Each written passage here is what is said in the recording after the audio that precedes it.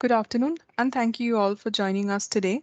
My name is Rashmita, and I'm the event planner for Microsoft Reactor, Bengaluru, India. This session will run over the next 60 minutes, including Q&A. The session is being recorded and will be uploaded to our Reactor YouTube channel. I will share the link to our YouTube channel in the chat section soon. Before we begin, please take a moment to read our code of conduct. We are all here to learn together, so please be respectful of other people's views, understanding of differences, being kind and considerate in the way you engage. The chat will be open throughout, and we do encourage you all to participate. Also, please keep your mics muted during the session. I would now like to welcome Shivam, our speaker for today's session. Shivam is an author, cloud architect, speaker, and co-founder at Tech Scalable. He is passionate about technology and works on Azure, GCP, machine learning, and blockchain. He is also a Microsoft certified trainer. But for now, I will hand over to Shivam to begin the session. Over to you, Shivam. Thank you, Rashmita. So I will just quickly share my screen. Hey guys, how are you? So hopefully you all can see the screen. You can also see me. And first of all, hopefully all of you are doing well. You are safe at home. We are, today's session is on performing data engineering with Apache Spark serverless, Spark serverless pool as such. Now this is one of the session in a long series of the upcoming Spark sessions which we have for you, and we will be in the upcoming sessions we will be doing a lot of AI with PySpark and a lot of data transformation, data engineering, and the data science activities as well with PySpark. So this is one of the session in that long list of sessions which are coming up. Okay, now, so what are we going to do today, right? If I just walk you through the agenda first, I have it over here with me. My voice is slightly off. I am recovering from COVID, so you can expect me the voice to be a little off today, but let's continue. I'll quickly disable the camera. Okay, now check this out. So basically, uh, the when you work with Spark, which is the which is one of the platform which is very popular today, and where we can do both machine learning and data science itself, or you can run your data engineering jobs on top of it. So it becomes very important for us to understand what is Spark. So I will start from there only. I would like to lay a very solid foundation in terms of the various Spark concepts which are there. And you will see me designing in the whiteboard about these various concepts over there. So we will be talking about all the details of Spark right now. This session is for someone who is getting started with Spark and want to deep dive in the architecture of Spark, plus wants to get started with the serverless Spark pool. Now, serverless Spark pool of Synapse will be an implementation of the Spark, which we will understand, and it will be in serverless mode. So we'll see how it has Microsoft deployed it in serverless mode and so on and so forth. That part will come to, but it will become very easy for you to understand any Spark related program once we go through the fundamentals over there. So what do we have to talk about? We have to talk about the context of Spark, what is RDD, what is DAG, the resource manager, sorry, the cluster manager and the resource manager inside the cluster manager, the driver program, what is Executor, where is JVM, what is the architecture, how the Spark jobs they execute. I may not have put all the details. I will explain over here. Then we will relate whatever we have done with Synapse, and then we have one customer scenario of a company called as Wide World Importers, and we will see what are we doing for that company as part of the demo, right? The chat is open in my secondary screen. So whenever you have any question, please put the questions in the chat. I will like to take the questions on the way. If not, then I'll take the questions in the end of the session also, right? Okay, so let's get started, right? Now we are jumping into the deep dive of Apache Spark, and this session is, in my understanding, should be very important for someone who wants to work with PySpark in data engineering, data science, and so on and so forth field. And all this information is available in the documentation of Spark. However, we will try to understand the information in something which is, you can say, which can be broken into smaller steps and easy to digest, right?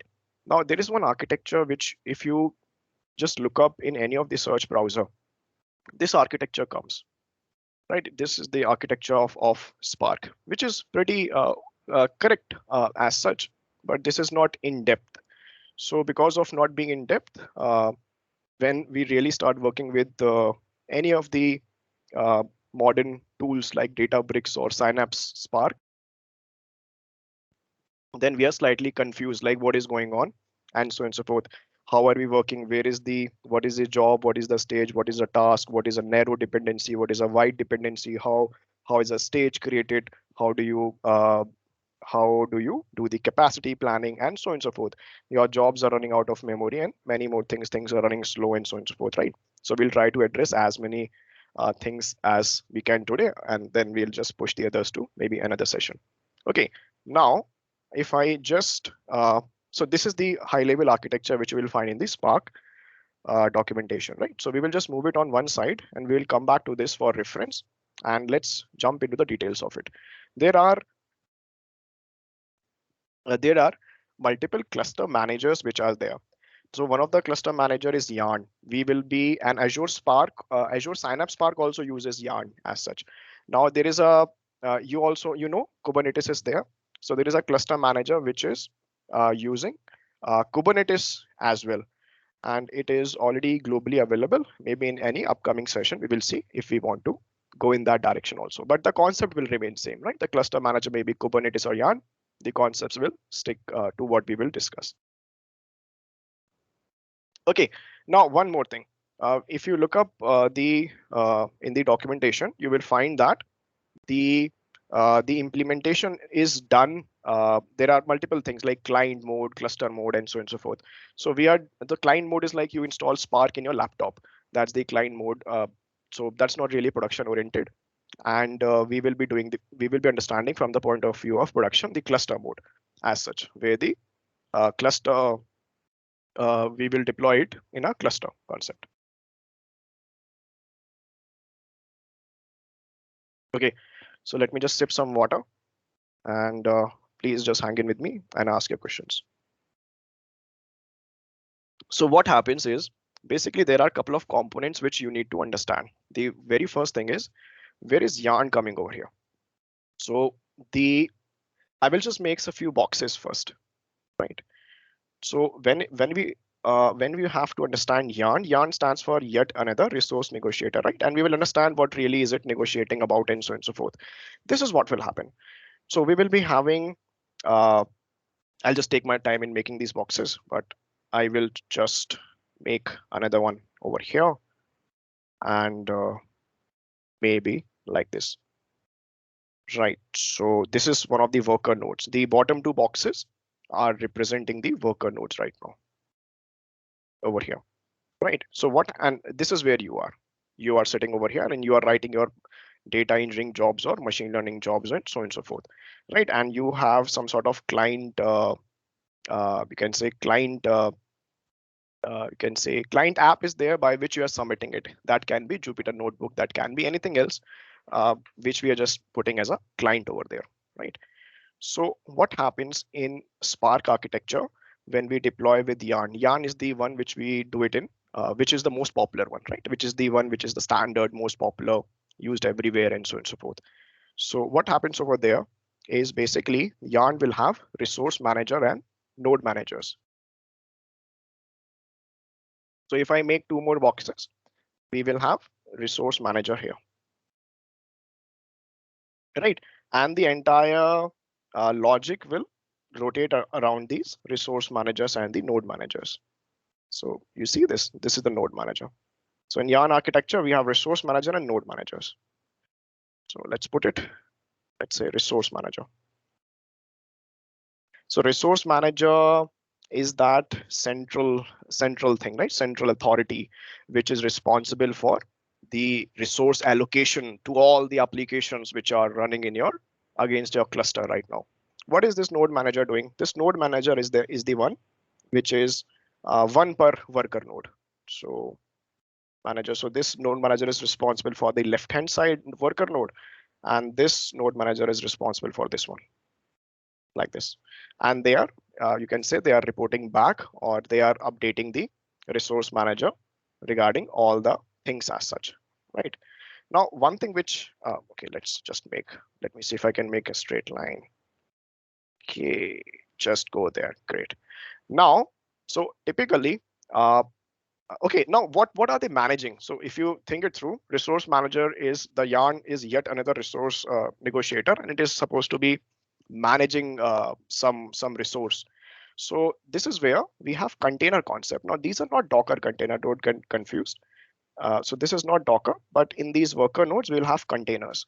So these are like wrappers of compute, wrappers of CPU or RAM as such. So you see these boxes which I'm creating, these are the containers. So I'll just make few containers. I want to explain something, and then I will show you the flow of it. Like when you submit any job, then what happens, right? Step one, step two, step three. What are the stages? How stages are created? Very useful, very practical for you can say when you really have to do it one day. Now, so this is the container, right? Containers. Okay, we should have made less containers, but let me just fill it up. Okay, now if you go back to the main architecture of Spark, if you remember, there was an executor, right? So those executors are inside the containers. So if I represent executor, I can represent it over here. You see this box which I'm creating. This is the executor. Executor. And inside the executor, we will have task over there. So this is the what is this task? I will explain further, but this is the this is what is coming or what you have developed. These tasks are some individual steps which are executing parallelly, right? So these are tasks.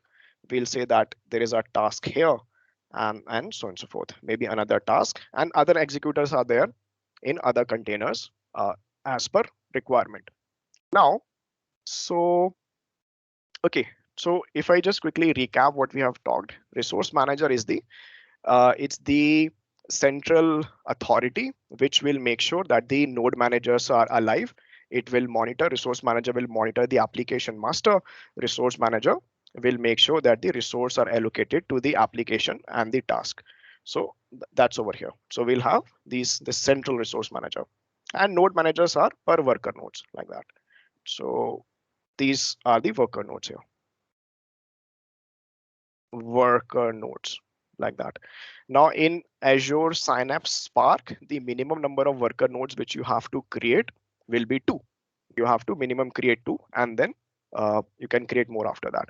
So what practically happens over here is, if I just put some numbers now, like when you execute any Spark job for any purpose, then what happens? 1, 2, 3, 4 in a sequential manner. Then what happens, right? So let's say you wrote some program over here, and this is the one which is doing the data engineering or data science, or it's running one AI job.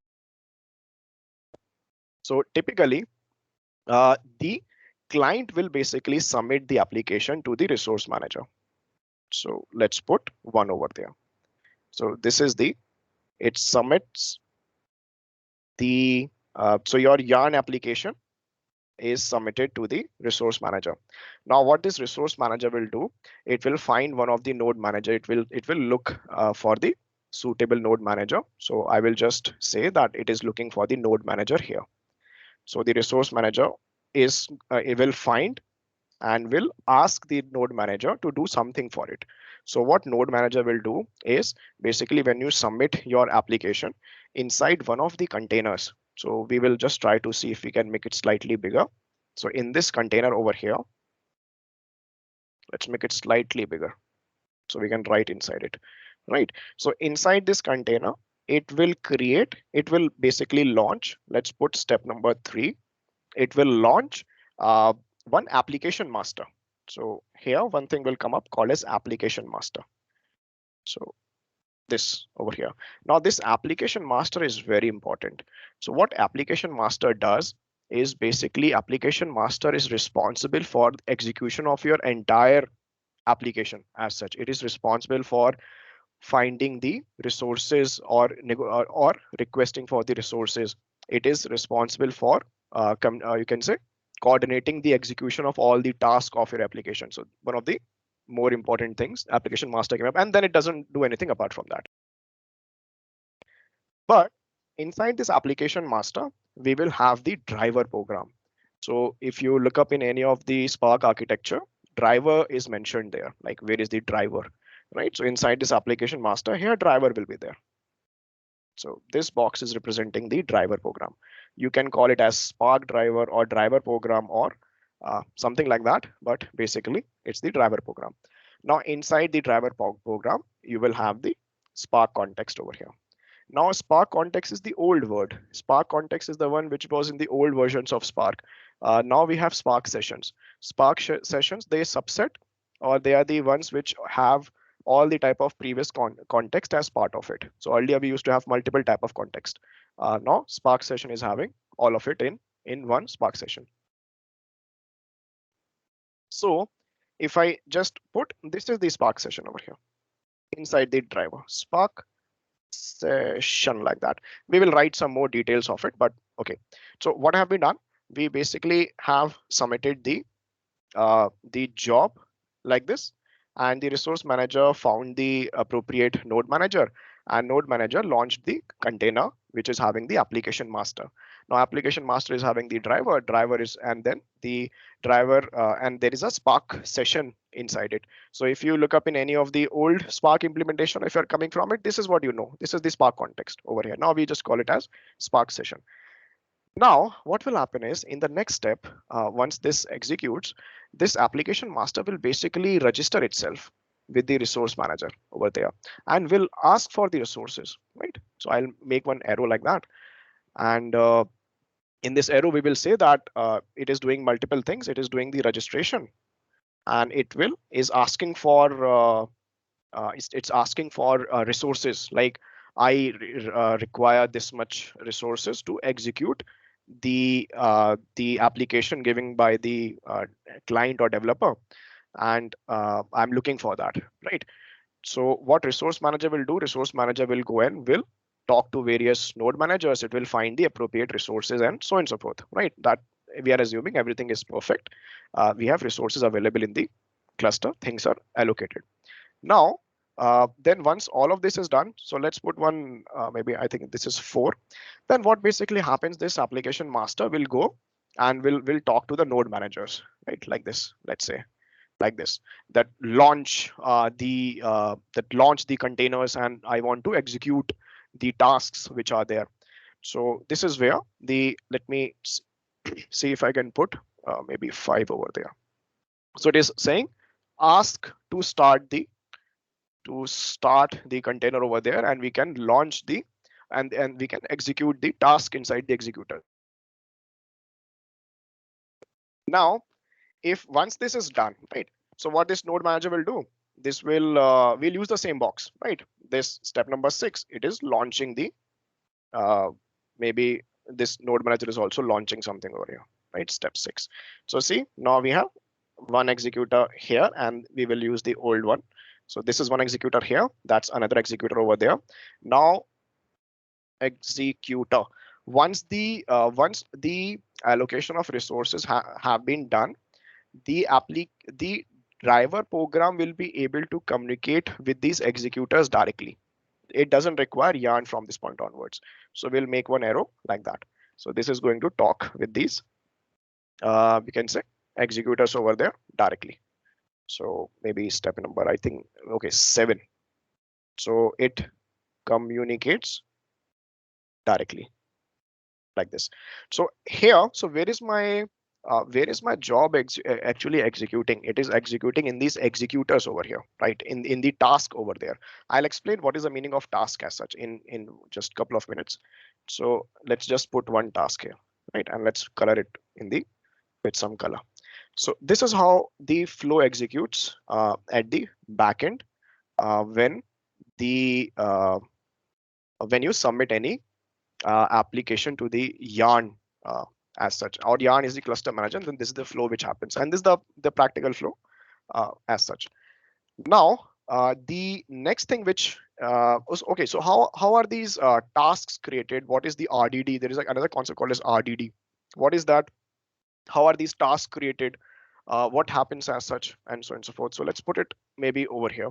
So this was the execution of that diagram over here. Now, what is this RDD? What is the job, and so on and so forth. So whenever you run any application, right? So let's say I'm submitting one job like this. So what this job will create, it will basic from this job, the stages will get created. So let's say this job is having these stages over here. We have a concept called as DAG scheduler, which creates these stages as such. So this is stages like that. Let's say we have 3 stages maybe. Now inside these stages, we will have different tasks. So these stages will be having tasks over there. Task, and let's say task and task. So these tasks are the one which are executing inside the executors over there. Now, how are these stages created? What is the logic behind it? Where is the data, and so on and so forth, right? So if I just create another box, so imagine this is representing your data. So this is a box representing your data. Now there is a thing in Spark called as resilient distributed data set, RDD. Now what RDD will do, if this is the RDD over here, it will be having partitions internally. So this is partition 1, partition of data like that, partition 2, and partition 3, and so on and so forth. Now remember in Spark things, we have more concepts, but basically a lot of things they execute in a lazy manner. So that is important. We'll see if we can cover it today itself before proceeding. So these are the various partitions inside the RDD, and this is my data over here, right? So like this, like that. Now whenever the job will run, right? So if I make, so one partition will be equal to one task, or you can say one task per partition, or one partition per task like that. So if I define one stage, let's say what is one stage. So inside one stage, we will be having multiple tasks. So something like this stage, and this is task. So like that, like this. Now more the number of partition, more the number of task, more time it will take. So you will have this small file problem, right? So then you have to think about how you can reduce the number of partitions or reduce the number of partitions as such. Now once this is done, right? This is okay. So this is the task which is executing in those executors over there, right? So this is the one which we have in the screen over there, that one, and it is executing parallelly in a lot of executors as such. Now there is one thing which is very practical, which if you really want to understand Spark, you have to understand it. Is basically when we do operations, the operations. Okay, I'll define it first. So there are two type of transformations, or there are two type of dependencies which are there inside the Spark as such. So one dependency is called as a narrow dependency. The other one is called as a wide dependency. So narrow and wide like that. Now, if I define them in narrow dependency, so imagine you are doing something, right? So this is the child. So this is one RDD, and this is the child, which we are calling as a child there. And this is the parent. So you did some sort of transformation, and from the parent, child was created like this. And this parent is having the partitions inside it. And we have these two boxes there. And maybe in the child also, you have these two partitions over there like this. Now, the narrow dependency basically means that the child, the partition of the child is uh, is using one of the, at most it is using one of the partitions of the parent. So there is literally this type of mapping over there, like that, right? Literally like that. What is a wide dependency if we think it through, right? If I make the same example, now in this wide dependencies, what happens, or in these wide transformations, what happens? The child will the child partition will be depending on multiple parent partitions. So let's make three partitions here, and let's say three partitions here, and let's make two partitions. So for to create those partitions, more than one parent partition is required to do that. Now these are called as wide dependencies, and the problem over here happens is that these type of operations will require data to be moved, or data to be shuffled, or data to be uh, passed between the executors. So some of the operations which you have to remember is group by operations. So group by operations are the have wide dependencies. Joins are over here.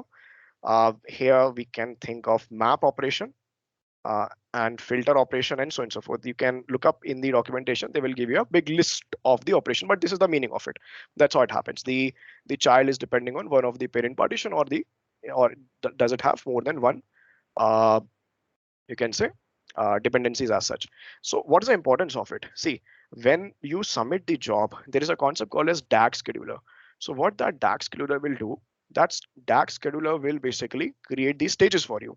So when it creates these stages, it will keep the narrow dependency inside the stage, and will keep the on the exchange operation, it will keep the shuffle operations over there, or the wide transformations will happen on the edge. So if I uh, create it for you, so let's say there are two stages like this. So from my job, two stages were there, and those stages were having multiple tasks inside that. So this is something is going on here, right? Like this. And then, and this is stage one, and this is stage two, like this. And then there is some sort of exchange operation which happens, and then the data is basically it's this is the exchange operation, and now we have the second stage over there. So what is there inside the stage? So what is here and what is here? This is where we have the tasks which can execute parallelly. These are the narrow transformations. So if I just put this and that, these are the narrow transformations, or something which is executing parallelly. So parallelly, parallel tasks are there inside one stage, like this. What happens? Uh, what is this exchange step? You see the arrow which I have. This is basically the exchange step. So this is the exchange step. So this is where the shuffle transformations happen. This is where the data is moving. And if you have a lot of worker nodes, a lot of executors, you can think if you move the data a lot, or for the second stage to execute, we need the first stage to be executed first before it. So this is where we have the wide transformations, or this is the where the stage boundary will be defined. So how does the executor, so how does the DAG scheduler basically create these stages? It creates it like this. It will make sure that we have narrow dependencies inside the stage, and across the stage we have the wide dependencies over there, and it will create those boundaries. Okay, now let's, so whatever we have covered, let's compare this with what is happening in Azure Synapse now, right? And this is basically the we can say basics of how Spark will work. If you have any question in some particular direction, we'll further jump into it. But I think we should be okay to understand the various things now inside the Synapse. Okay, so if I open my Synapse for you now, okay, so what is Synapse? Like if you really are coming for the first session on Synapse or something, Synapse is a suite of product. So Azure, let's zoom in. This is the suite of product as such. It is not one single product, it's a suite of product. It has multiple things inside it. Now, the multiple things which are there inside it will be the Spark, serverless Spark pool. This is what we are concerned about today. That's why we have understood the Spark architecture before it, right? The second thing which is there is called as serverless SQL pool. I will show it to you. What is this? I'll just show it to you, right? It's for EDA purpose. Okay, the third thing is dedicated SQL pool. We don't need it today, but this is the warehouse. So that's the warehouse. Now, the fourth thing will be the pipeline inside Synapse. So this is the for ETL and ELT purposes. Now, uh, so how do you basically work with Spark in Synapse, right? Because this is the architecture of Spark, the one which is the, you can say, this is the generic architecture, the standard architecture as such. Now, what have Microsoft done to you can say how have they implemented this? What is this serverless concept over there? Databricks is also using Spark. Then what is this serverless Spark, which is different or which came first in the Synapse world as such? Like, what is going on over here?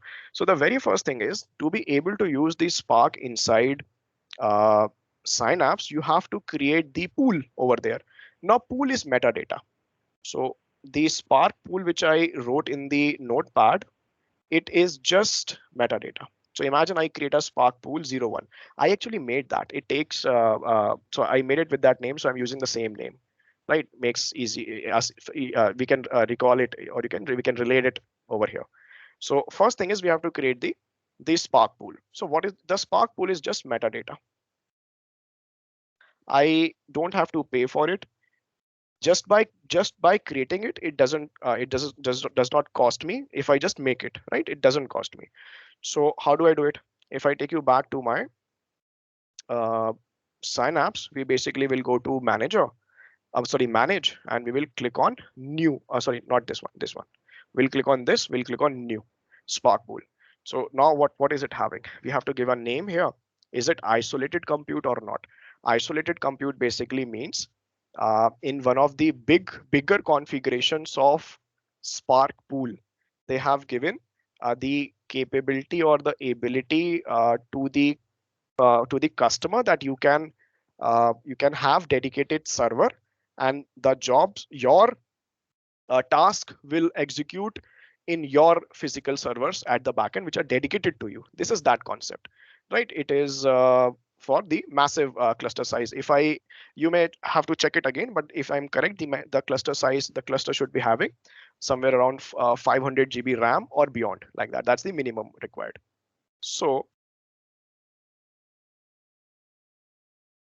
okay, so that's over here. We select the nodes and all those like this from here. Do you want to auto scale or not? Uh, that will solve our purpose. So it will, we can keep it enabled. You can specify the min max as per your quota limit. It will show you some of the cost, but just by making it, it is not costing me, right? It's just showing me when it is running, sort of. It's not right now. Then it is having the dynamic allocation of executors. You understand what is executor? There is a concept called as dynamic allocation also. You can check it up. Now, if I click on the pausing, it will auto pause after 15 minutes. That's the default configuration. I'm also okay with it. It is having Spark 3.1. That is currently the new one is 3.2. This is the one version, you can say. This is 3.1 and Python 3.9, so on and so forth, right? If you want to give any other Spark configuration, Apache Spark configuration, upload your file and you can give the configuration over there. Tags are for billing purpose, and we review, we create. Once you create, it creates like this. This is how it will look like over here. Now I'll just zoom out so I can see, look at I can also check it out. Okay. Now, so this is my Spark pool which got created. That's the metadata. There is nothing over there. It's not going to cost me right now. Okay, now what happens if I go back and if I just click on maybe develop, and if I just click on one of the notebooks, and we'll see what is there in the notebook. But if I click on one of them and I select it from the top like that, the languages which are supported are PySpark, Scala, .NET, Spark, and Spark SQL as such. So so I come basically over here and I select my language. I select the Spark and I start it. So let's say I try to execute something. So what it is doing is it is starting the session right now for me. So at this point in time, I forgot my configuration, but minimum, if I just explain what happens, minimum, you will have one head node over here, right? In the smallest configuration, and there will be two worker like this. Whatever we have discussed, all the things will be inside head node. So this is the worker. So these are the worker nodes. So two VMs will be there for worker in the minimum configuration. Rest it depends on you, whatever you have selected in the previous page. And this is the head node. And this head node will be having the yarn as such. The yarn resource manager concept over there will be there. So whatever we have discussed will be there, but it will get created now when we are executing something, we are submitting a job as such. So this is going to happen from this point onwards, and as soon as the cluster starts, we are paying for it. Like when it starts. So whenever it will come up, it will take, I think, 2, 3, maybe minimum, I think 2 minutes, maybe, uh, or maybe less than that for it to come up. We will wait for it. So this is getting deployed and I will start paying for it as soon as this happens, right? And it will have the auto scaling and all the functionalities you saw, executors and all those will be there. So if we just move it to one of the, let's say move it over here is okay, great. Now, so okay, now how do you manage it, monitor it? Where is the Spark UI and so on and so forth? We actually have to execute something. We may have to wait for it, but I can, in the meantime, I'll just show you other things which are there. If I click on the maybe manage first. So sorry, let's click on monitor there. And if I click on the Spark applications like this, so it is showing me that there is something executing, submitting right now. And these are some old implementations which I may have done before. So if I just click on it, it may not show all the details, but we will wait for it to come up so we can see the Spark UI over there, and all the stages and all the concepts which we talked about will be there. Okay, now other things are typically as well, as such. You can have markdown cells as well, and you can describe your you can say, you can simply, this is the markdown cell. You have the capability of working with it. Now, let me just quickly explain the customer scenario. In the meantime, this session is coming up. There is a customer called as Wide World Importers, and the Wide World Importer basically is they have two type of stores. They have online store, and they have hundreds of physical stores as well, which is globally distributed.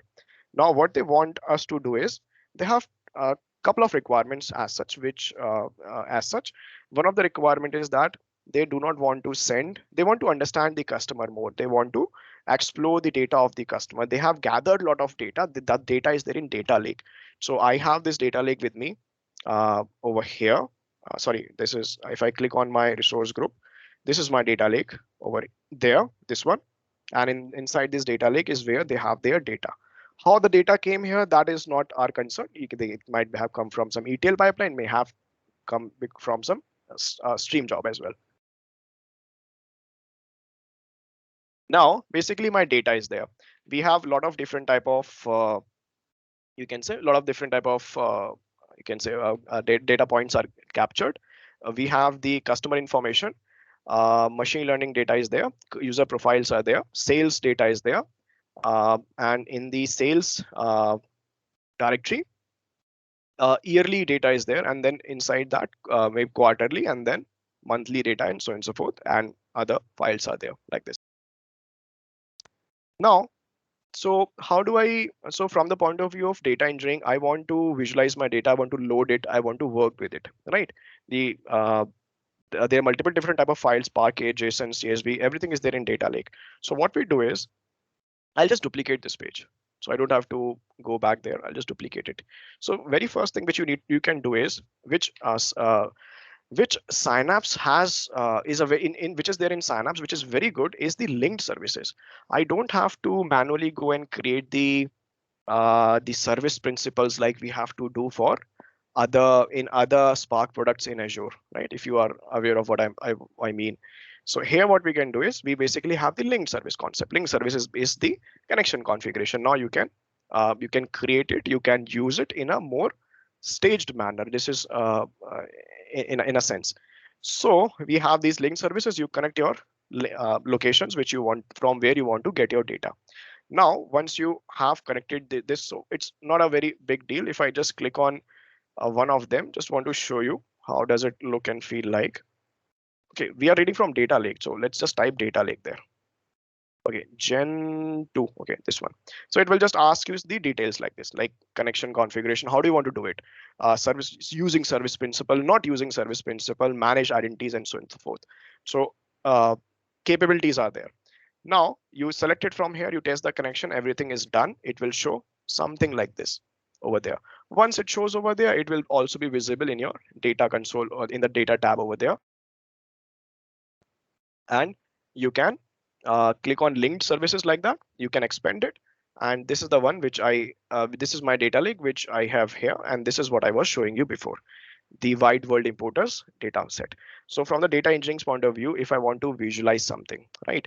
You gave me the file. I want to understand the spread of the data. I want to understand the missing rows. I want to understand I want to understand the schema of it. I want to understand how many null values are there. I want to do the fee. I want to create new columns. I want to do many tasks like that. So I have to start from exploring my data. So there are methods like this you can explore in this manner.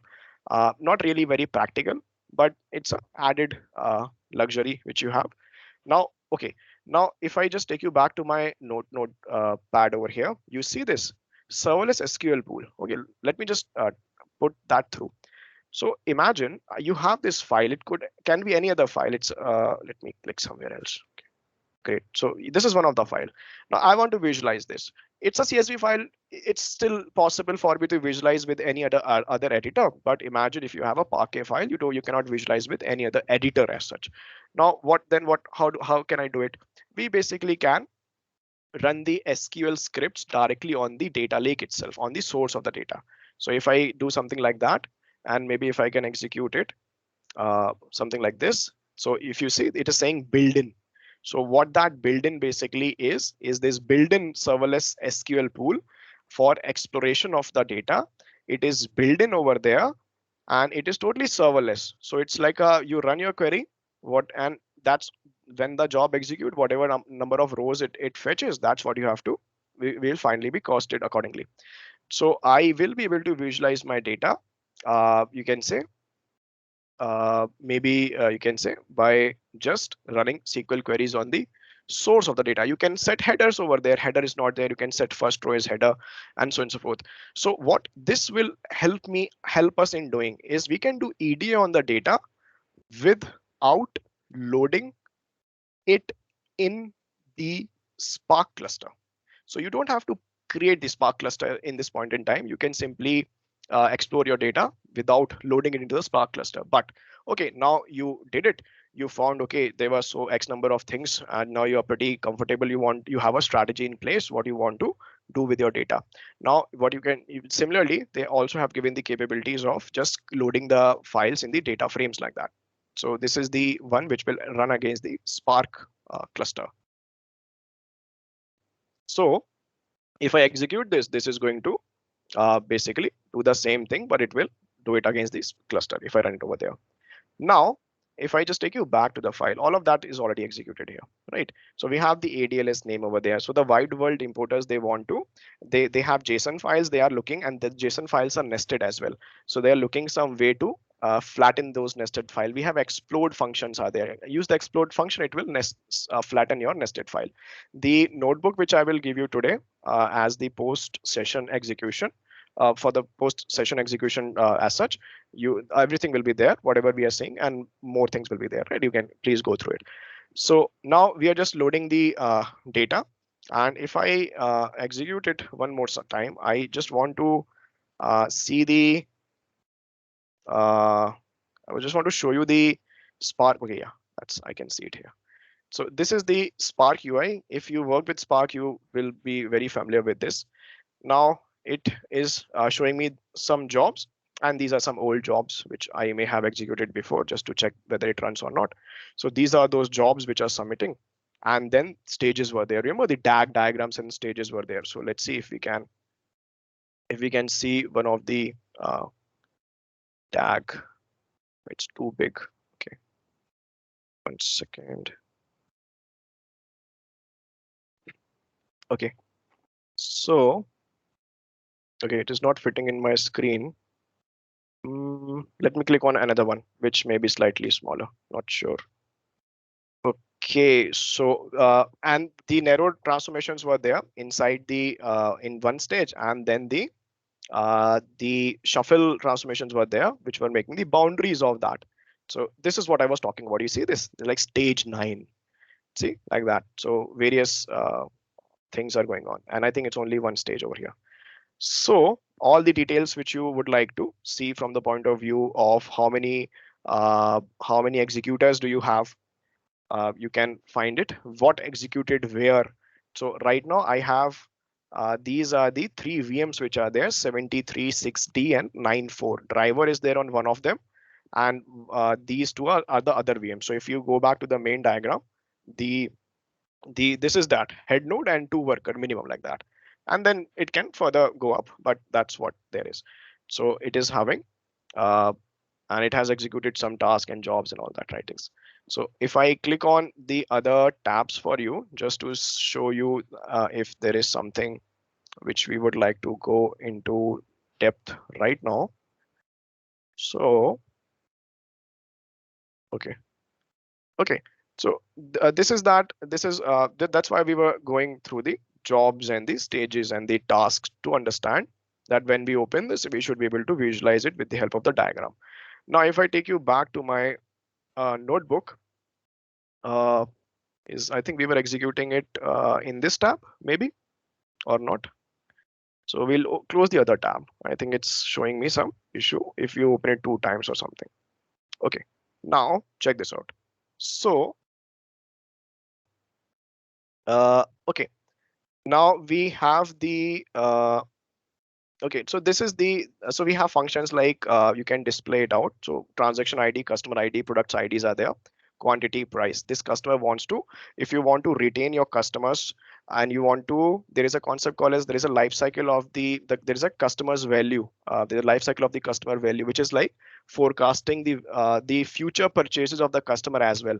So keeping that in mind, we decide how much discount we want to give to the customer today, looking at their buying patterns as such. So all this type of you can say understanding of data will be very useful from the point of view of understanding the value of your customer. So if I so we are seeing the schema over here, string, integers, and price, double, and all the different type of schema is there. Now we can do operations. So here we are doing one operation where we are ordering by customer ID. We want to see which products are being purchased by which customer, and maybe the customers are easily buying some products. Maybe you don't need to give discounts on that. Maybe discounts needs to be given on the other one, and so on and so forth. But we can see that some customer IDs are there and the product IDs which those customers are purchasing a lot. Now we can also you can say load we can load the CSV file I showed you before. We can just do it as such. And there was one, so in this scenario, when you will do the post session task, in this scenario they will be multiple files will be given to you. So one of the file is having intentional error over there, so we have to fix the error. And once we have fixed the error, we will store the output once we have fixed it. So that's what we are doing over here. And basically once we have fixed the error, we will be seeing that everything is working fine. We are getting the transaction ID and customer and product and total amount per day as well. And we are saving it into a data lake. Now, if you have joined me from the previous session, if you remember that in the previous session, we talked about delta lakes, delta lake, lake house.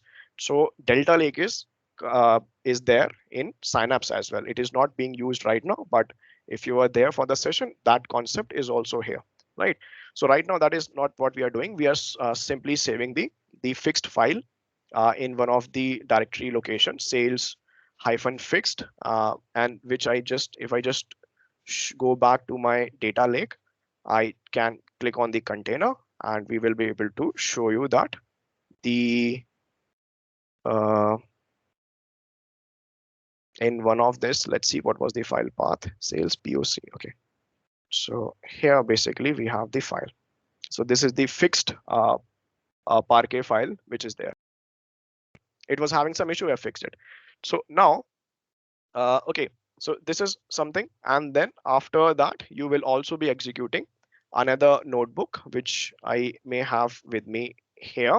Now in this notebook, we are loading the JSON files. The customer has also told us that the the visitors, like they have stores in US East Coast and West Coast. So they want that if so because of the different time zone, because of the different you can say store opening time, so the distance in East Coast and West Coast, they want us to be able to extract or to be able to gather some patterns from one of the store, and before the and then using that logic, looking at the buying pattern of the customer in one of the you can say East Coast, then implement some discount or implement some strategy in the West Coast in the physical store. So they have a lot of JSON data with them, so they are looking for that operation by which we can load the JSON files as well.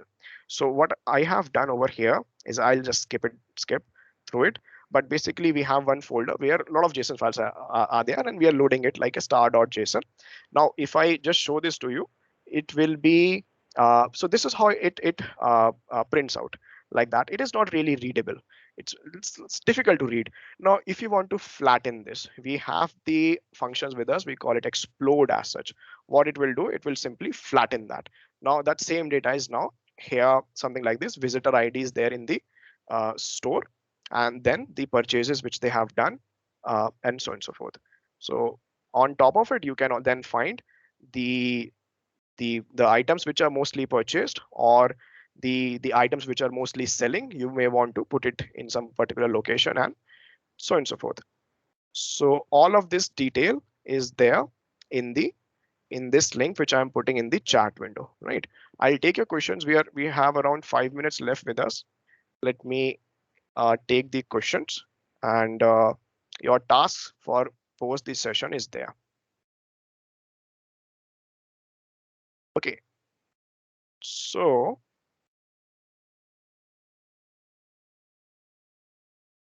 yeah, the session will go in YouTube. How many layers we have in Spark? Layers. Okay, what do you mean by layers? As do you mean like a Spark, Yarn, and HDFS? Is that what you mean by layer, or did your question got answered when you saw this executor and all that? Let me know. RDD is resilient distributed data set. RDD, like that. So now what was that? If you remember, we were saying that Spark is why is Spark so optimized? What does why is it so optimized? One of the reason is that it does lazy evaluation on the RDD. So we can have two type of you can say operations can be done on these RDDs. We call them transformation, and the second one is called as action on the RDDs, like that.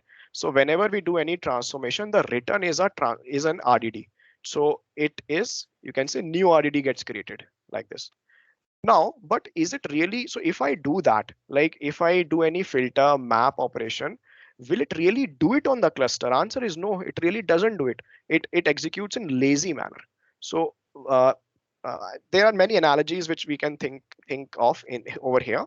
Is imagine that you are working with a lot of data, petabytes of data, and if it was not evaluating in lazy manner, then for every particular thing which you are doing, it starts moving data, and that movement of data will be so expensive.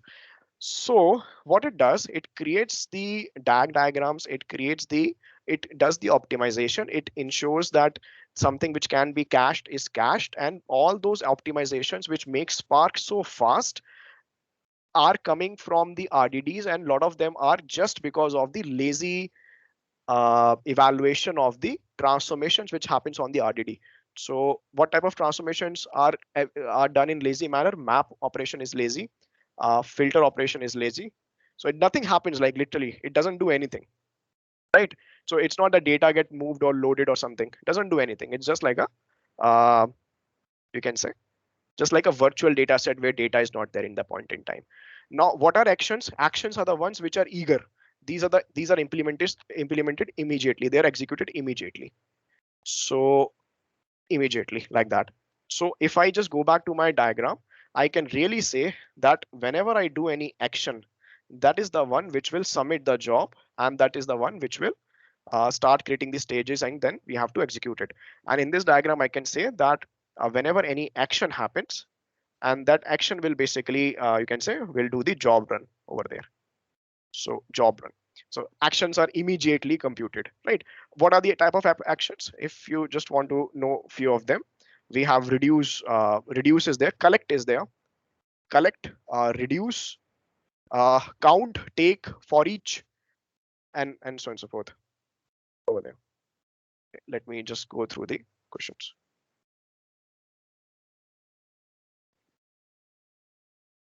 Okay. So how do we configure Apache Spark pool in Synapse? Specific to custom configuration if required. Specific to custom configuration. So did that question got answered? We were seeing that configuration page over here. So do let me know if that is what you were looking for. If you saw this page, from here we did the Spark pool configuration. Okay, so what are the kind of variables that can pass through the Spark notebook? The kind of the variables which can pass. Do a further. Let me know what you are thinking about in terms of variables, and let me know if your question got answered or not by now. Okay, can you explain static and dynamic execution? Okay, okay. So what we were doing in my example, the executors were fixed in that point in time. I think it was fixed on two executors by default, like that. You can further check it out uh, as such. And the dynamic execution, I'm not sure if I have the full answer for that or not, but we'll be having some, you can say, different configuration over there.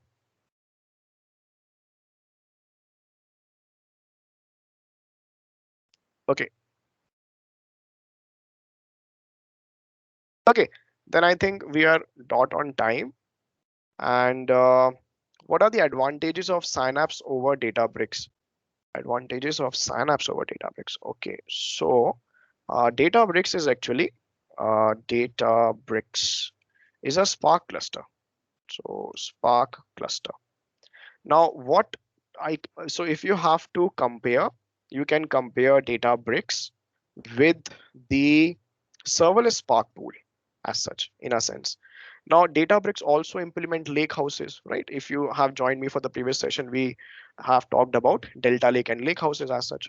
So that lakehouse equivalent is there in Synapse also.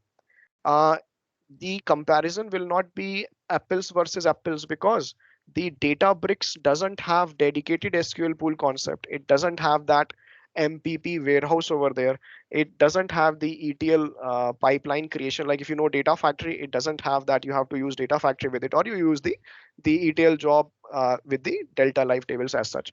So if you want to compare Databricks, I would just put it over here that we can compare serverless Spark with Databricks Spark as such. And a lot of functionalities are different in Synapse. Synapse is having a different collection of products.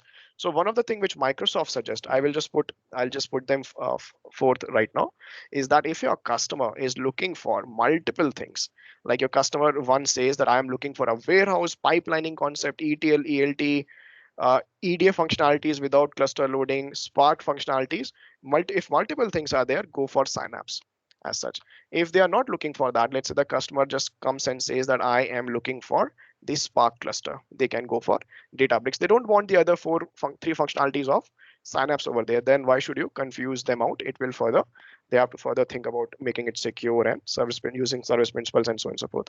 So this is what Microsoft suggests, and I'll just put it like that as such. Okay, what is the difference between RDD, data frame, dataset? RDD is the real, it's the data frame, and the data sets both are created on top of the RDDs only. And finally, so what happens now? Earlier, originally RDDs were there. Then now they have the catalyst optimizers are there. So the once the optimization has been done, finally RDD is created. So data frame and dataset are built on top of RDD. There will be a list of differences which you have to programmatically see. Maybe in a diagram, I can just say that a data frame is having schema on top of the RDD, but I'm not sure how much sense it will make. Okay, is there any way directly to connect OLTP through Synapse? Yeah, you saw that linked service. What do you mean by directly? You want to use the link service or not? This is the practical way in which we do it. Otherwise, you can do it. You have to get the connection string of SQL.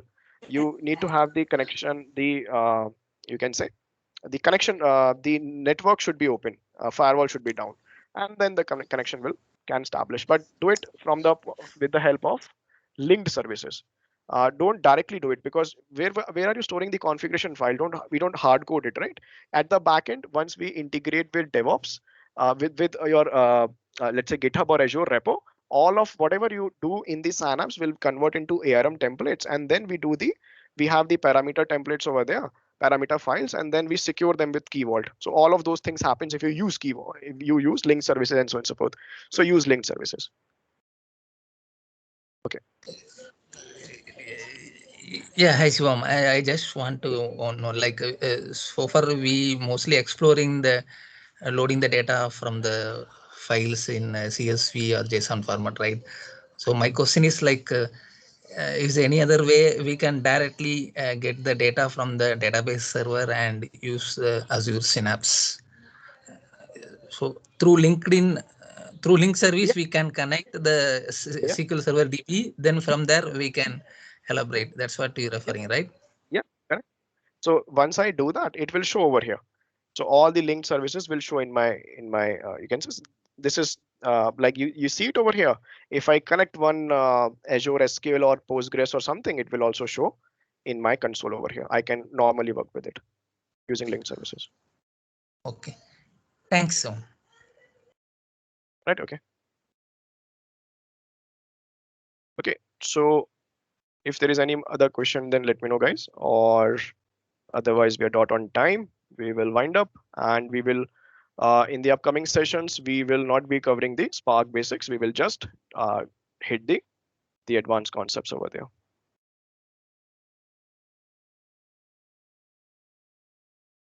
I will upload the diagram on the LinkedIn post. If you go to my profile in LinkedIn, I'll just push the bigger diagram which I have over here, the detailed one.